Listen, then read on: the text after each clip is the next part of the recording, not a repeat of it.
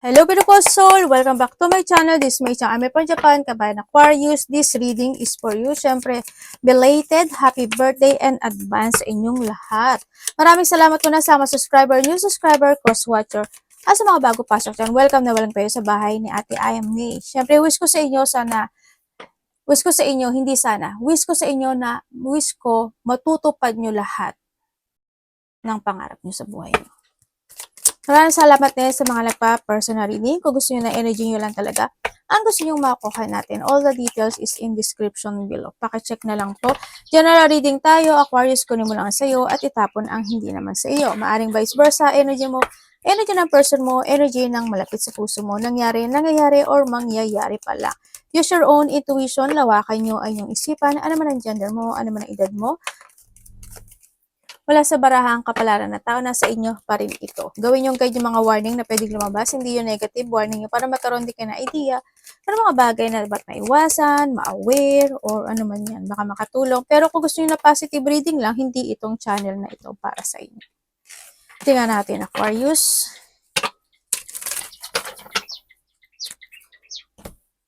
Okay, meron kang, you are highly thought of. Kung ano man yan, medyo hindi na rin maganda, no? And syempre, maybe you are connected kay Aries. Yan. Or may mga tao na aggressive person, maybe ikaw ito or someone, or nahandin yung mga tao na matigas ang ulo. Matigas ang ulo at hindi nakikinig. November kasi is 11. 11 hours, 11 days, 11 weeks, 11 months, or by the November. Pwede rin November is may tao na malapit sa'yo na kilala mo na birthday niya is November. Ito is pagbabago to. No? Nandun din yung point na, syempre, pagdating dito is may mga tao na nagiging cold sa'yo. Ganyan. Pwede rin na dito sa point na nasa bansa ka na malamig or pupunta ka sa bansang malamig or may mga weather na ganun. Yun na nakita ko sa'yo. Or also, ito is, ingat talaga kayo sa mga ubo, sipon, lagnat, masakit ang lalamunan, mga ganyan, no? Ingat-ingat na lang din. Siyempre, handito naman si Sun, ibig sabihin talaga, there's a hope. May mga happiness and well-being situation. May magbubukas sa'yo, opportunities. May bagong path na mga mag-o-open sa'yo. Congrats! Ay, nako, parting, the way of the either romance and the business. May broken ka, ibig sabihin may mga tao or may tao na nangako, mangangako or may pangako na hindi natutupad or hindi matutupad. Pwede rin sa sarili. Ganyan. No? Siguro may pangako sa sarili mo na hindi mo matupad-tupad. Ganun. Kung ano man yan, kung anong sitwasyon yan. Or sa iba dito is related siya sa pera or a business. Maaaring mga handon yung commitment. Pwede kasi siya sa separation mga commitment na hindi magiging good, ganyan, mga dealing na hindi magiging good, partnership na hindi magiging good, mga commitment na mga hindi good, mga ganun. Pag-uusap na hindi good, slowly but surely getting ahead. Okay? Nagiging mabagal man ang sitwasyon mo ngayon. May mga mabagal na nangyayari sa'yo na hindi maganda. But they make sure na malalakpasan mo rin yun. Sabi niya dito. And then also, may mga bagay daw, sitwasyon na hindi mo kailangang madaliin. You need mo lang daw maging slowly, but you need mo maging surely. Para hindi rin mag-mess muli. Di ba? Hindi rin masayang at hindi ka rin mabigo muli. Muli talaga ate. Kasi ano si broken ring. Di ba? Or sige, hindi natin muli. Huwag kang mabigo. Di ba? Kung sa aspeto ng buhay mo yan. Kasi, dealing or relationship with a man. Pwedeng dito sa lalaki na to, ikaw ito or someone, man, na sa buhay mo, pwedeng siya yung tao na nakapagbigay sa'yo ng broken ring or disappointment or yung tao na hindi kayo nagiging good term o hindi kayo naging good term. Matagal man ito, dati man ito, or hanggang ngayon is connected pa kayo or nahandun yung point na kung bago man siya is huwag kang magmadali. Kasi pwede kang maging ganito. Hindi maging maganda yung outcome. Kaya sinasabi sa'yo, maging pagong ka. May alaga ba kayong pagong? Yun. News is on the way. May mga news, good or bad. Dito ha. Isa lang yun. Para pinapili ko. Para nagkaroon ako ng question mark. Hindi, sorry. Good man siya or bad. Kasi why? Kasi nandito rin si broken ring.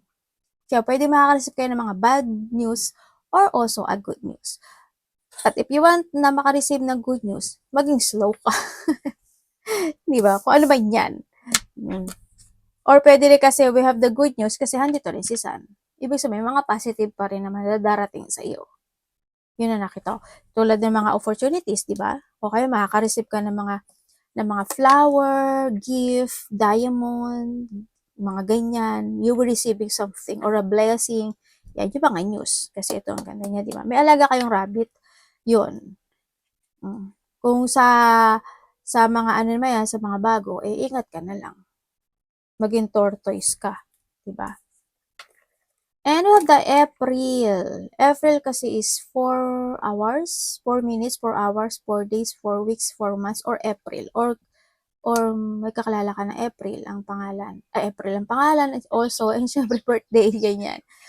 Also, this sa changes, sa nakikita ko dito, o kaya nahanap ka sa bansa na may sakura, or cherry blossom, or magbabakasyon ka. Ganyan. Or you thinking, or mapag-uusapan about sakura, pagbabakasyon, mga ganyan. No? Sa iba sa inyo. Also, di sa pagbabago. Pero, ang nakikita ko kasi dito sa iba sa inyo, kasi nandito si Broken Link, kaya sinasabi sa'yo, magpagong ka, eh, ibig sabihin, may tao, lalaki man siya o babae, kasi tinabi ko lang, di ba? May tao na magiging mabulaklak ang salita niya sa'yo. Kumbaga nandun yung pagiging patient mo rin na kailangan dito, no? Babae man siya o lalaki. Kasi maaaring nandito yung mga pangako na hindi naman puro salita. Puro salita lang, ganyan. Ingat pa rin, diba? O kaya when it comes to a bird flying, tsaka dito sa April, eh may mga good news talaga na marireceive mo. May mga kasiyahan. And pay attention to your work. Mag-ingat ka, no?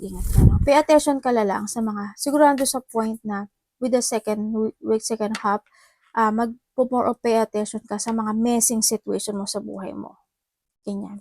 May mga i-work it out ka, messy situation man yan, or good, or kasiyahan, or any situation, good or bad man yan, may mga pagsasaayos ako na nakita. May mga i-work it out ka na situation. May mga papers and documents na maaring marireceive mo, asikasuhin mo, ipapasa mo, isusulat mo, kung ano mang related sa papers and documents na yan. No? Or pwede may mga matatagal na sitwasyon na hindi pa nare-resolbahan na kailangan asikasuhin na. No? Ang nakikita ko dito, or kung ano man yung mga isusulat o i-work it out mo this second half. Baka busy ka, baka marami kang gawain, no? Marami kang kukumpunahin, aayusin, siyasatin, mga ganyan. Energy ni Aquarius.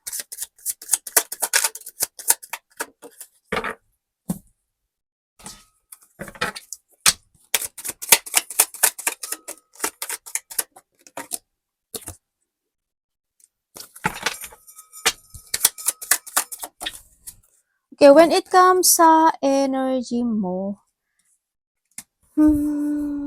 sa energy mo, andito ka sa sitwasyon mo na may mga bagay o sitwasyon ka na you still holding. Andun ka sa point mo. And then, ang nakikita ko rin sa'yo, talaga minigay mo yung hard work mo, no? Pero, parang hindi nagsasucess. Ate, sama ng dila. Sorry Hindi, malay mo may dumating naman. Kumbaga, napapagod ka lang. Okay, ang energy din na nakita ko dito, you feeling bored in what way? Hindi ko alam eh. Siguro, andun yung point na paulit-ulit yung sitwasyon o kaya may mga mauulit muli na sitwasyon. Nangyari na mauulit muli, mga ganon. Energy mo rin is may I don't think so. Kung sa iba is may paghihintay. Maybe you're waiting for something or nahandun yung you're feeling stuck or nahandun yung ang daming tumatakbo lang sa isipan mo talaga. Iba sa inyo, nagkakaroon ka siguro ng dissatisfaction in some aspect of your life.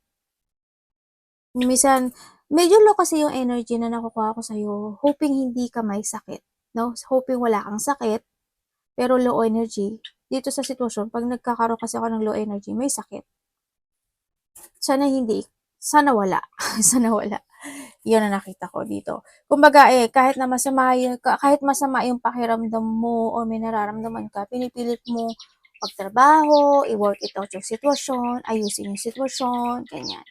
Para hindi mo na nakikita yung value mo. Parang nagusto ko. Hindi ko naman sinasabi na mali yung ginagawa mo, di ba?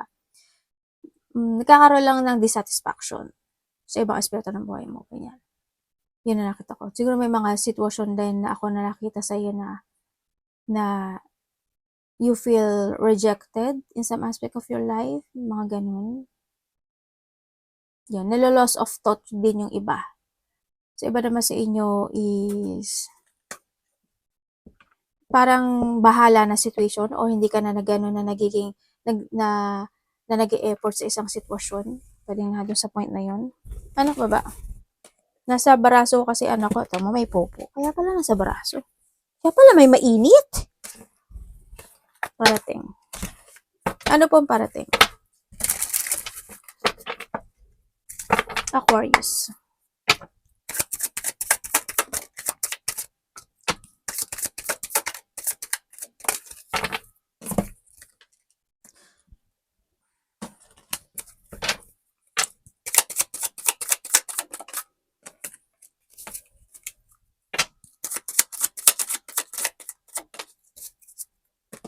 Parating sa'yo.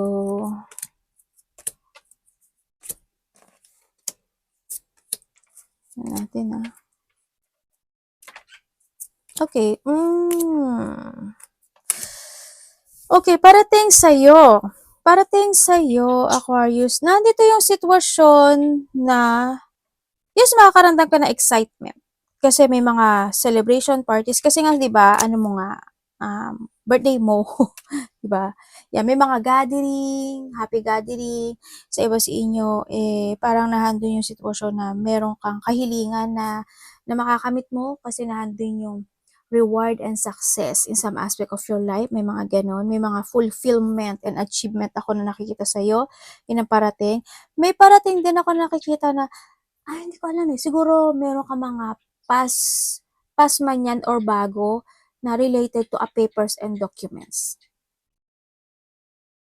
Meron ka bang ginawa noon, nagagawin mo siyang muli ngayon, related yung papers and documents, pwedeng gano'n, o kaya may mga dapat yung i-renewal, kung ano man yan, basta related sa papers and documents. Pwedeng nagawa mo na noon, halimbawa, meron kang, di ba tulad dito sa Japan, meron kami mga alien card, ganyan. Diba? Kumbaga siguro may mga encho, ganyan. Ay, ano ba tawag sa encho? Expansion, extension, mga ganyan. O renewal, parang ganon. Yan. Halimbawa, dati ginawa mo na yun, tapos gagawin mo siya uli. O kaya may mga iba pang related sa yung papers and documents. May mga asikasuhin ka pa, maaaring ganon. So, nakita ko dito sa iyo. Or may tao na kukonek sa iyo kasi related to a papers and documents. Ikaw ang kukonek sa kanya or siya ang kukonek sa iyo. Ganon. Parating din sa iyo,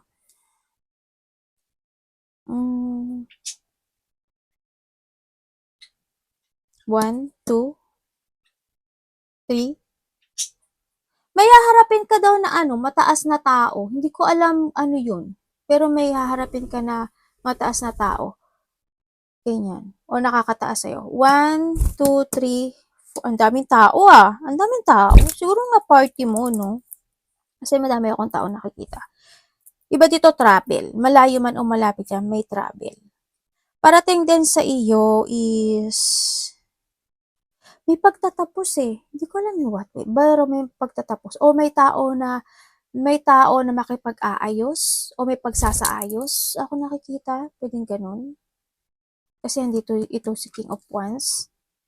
Yun, pwede may mga struggle situation o may mga pag-uusapan kayo o pagkakasunduan or pwede rin na yung mga pag-uusapan kayo related to a territorial, mga ganyang situation. Ganyan. Parating din, disappointment ako nakikita. Sana hindi ganun kalaki, no? Ang parating din, mag-ingat ka. Hindi ko alam ikaw ba o someone kasi may pananakit ng tiyan or bandang tiyan or bandang gitna. Yun na nakikita ko sa'yo. Baka naman kasi party mo, birthday mo, kung ano kinakain mo, ano iniinom mo. Ingat-ingat lang din, para hindi talaga magkaroon ng mga ganong sitwasyon.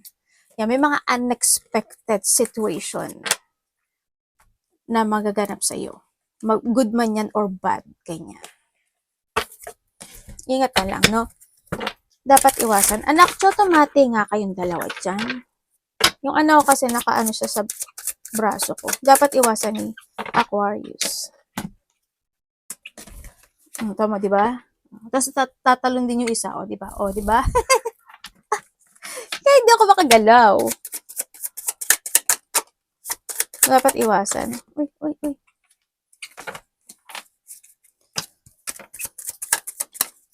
Okay. Okay.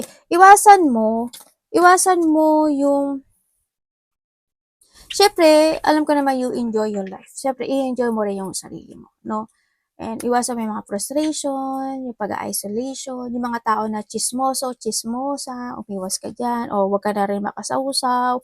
Be independent also. Iwasan mo na sundin mo yung nararamdaman mo in a nice way. You need to follow your heart. Kumbaga, handun din yung support na yun. Pahalagahan mo rin yung sarili mo. And then, yun nga, kung mas good yung maraming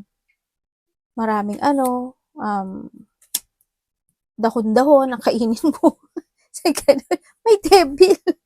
Umiwas ka sa mga tao na magkakaroon ka ng mga connection sa pag-uusap related to money, kasi nandito si devil, ganyan. Pwede kasi may mga makasalamuha ka na iba lang yung pakay sa'yo, no, pagdating sa yan, mga tukso, ganyan. And then, syempre, iwasan mo kasi nandito si devil, iwasan mo na hindi porkit kaibigan mo, kamag-anak mo, anak mo, pamangkin mo, magiging mapagbigay ka na. Pero hindi ko sinasabi maging madamot ka, ha? Hindi ko sinasabi maging madamot ka. Basta tatandaan mo palagi yung devil. As long as hindi ka makokontrol or hindi ka alam mo yung tama sa mali. Siguro alam mo naman siguro yan. Alam mo naman siguro yung tama sa mali, no? Yun. Basta you need to be very careful lang. Tsaka kung may mga bad habit ka, ganyan, yung mga bawal sa'yo, huwag na lang, iwasan mo na lang yun, di ba? Love, kapatid, anak, magulang, karelasyon, kaibigan, pamilya, Aquarius in love.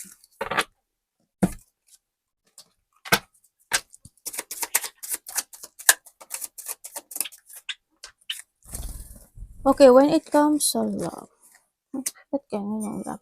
Kung single ka, okay. Kung single ka,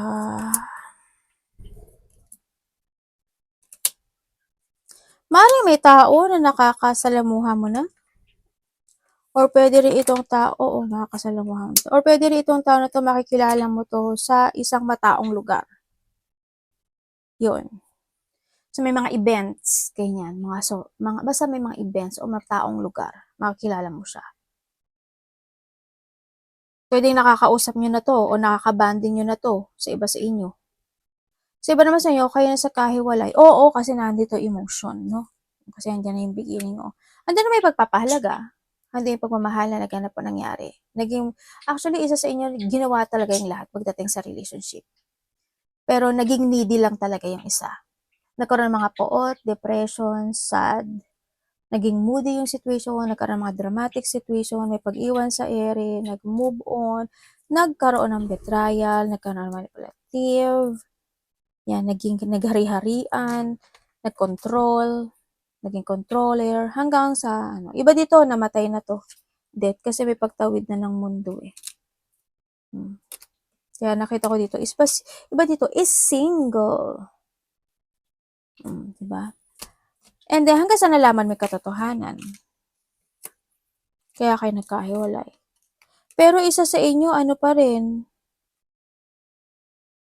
nalulungkot pa rin, o doon yung pwedeng naiisip mo pa rin yung nakaraan. Or siya ito, or ikaw to, or siya, ha? Sa mga magkarelasyon naman,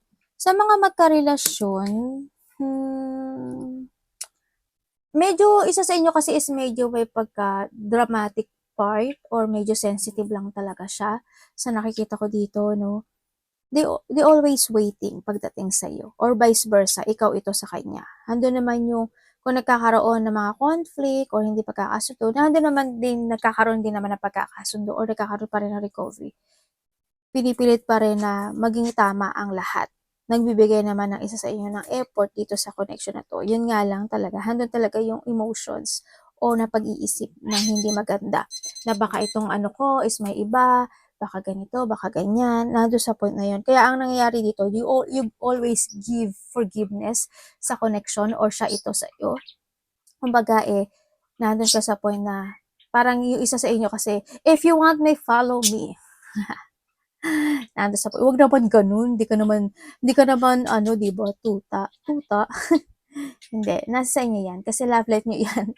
Pero, kung may third party, sa iba kung may third party, oo naman, meron. Meron talaga. Pero it depends on you kung paano mo siya. Kasi may sneaky person. May sneaky energy kasi ako nakikita dito. Pero alam nyo na yan kung gagawin nyo sa inyong love life. Diba? Tingnan natin ang money ni Aquarius. Money po ni Aquarius. Dinili niya ano ko, di ba ang daldal niya? Kaso Japanese lang sinasabi niya. When it comes sa money mo, pagdating sa money mo is, yes, nandun naman yung sitwasyon na may mga papasok naman na money. Sa nakikita ko dito, may parating na money at may bagong simula. Pero hoping wala kang pera. Huwag naman sanang wala kang pera. Sabay ka. O kaya pwedeng malalaman mo na yung pera mo wala na pala. Yung pera mo naging kapalit na pala is burden, 'di ba? Wag naman, Diyos ko, wag naman. Di makatok-katok lang din. Yun yung iba kasi ganun nakikita ko dito. Sa pera mo, pwede may malalaman ka katotohanan or nahandoon na talaga sa point ka ng buhay mo na you starting and you beginning in life at talagang iniisip mo talaga maigi kung dapat o nararapat o kailangan ba yung sitwasyon pagdating sa pera. Na pwedeng nahandon ka sa point. Responsible ka naman actually sa nakikita ko dito. Siguro nagkakaroon ka ng mga clear mind this time pagdating sa pagpapatakbo ng pera. Siguro mas more mo nang iniisip kung yung the fact of the situation, pwedeng nahandon ka sa point na yun. Pero mag-ingat kayo sa iba ha. Kasi may mga hindi pagkakasundo pagdating sa pera. Ako nakikita. Advice.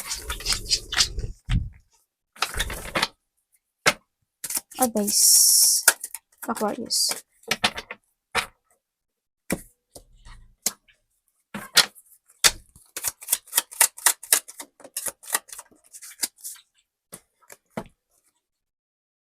Okay, pagdating sa advice. Pag-isipan mo daw maigi. No? Pag-isipan mo maigi, huwag ka palaging magmamadali sa buhay. Huwag ka mag-impulsive, ganyan. Kailangan mo rin daw mag-trust sa intuition mo. And then also, you need to put boundaries. Yan ang sinasabi. No? Hindi naman, huwag yung not too open, ang sinasabi, but you need mong magkaroon ng boundaries. Kung kailangan protektahan mo yung sarili mo, depensa mo yung sarili mo. Itama mo na daw yung mga maling sitwasyon sa nakaraan o mga nagaganap na nangyari. Kailangan mo na magdesisyon o magkaroon ka ng clear mind this time sa sinasabi dito. Trust your intuition to make a decisions right and syempre be patient to make a choices para hindi ka magkaroon ng pag-mess situation ang sinasabi dito. Yun ang payo niya sa'yo. Basta pag-isipan mo maigi, kung kailangan siya sa atin, hanapin, tama ba, dapat ba, kailangan ba, totoo ba, hindi ba, ganun. And patient. Alam ko na patient ka, but siguro it's more on patient. Kung when it comes sa patience kasi is, wag pagmamadali, di ba? Parang ito yan si tortoise, si pagong, di ba? Di ba sabi ko na yung patient. Yun. Ang nakita ko dito. Arigatou naman si Cantis.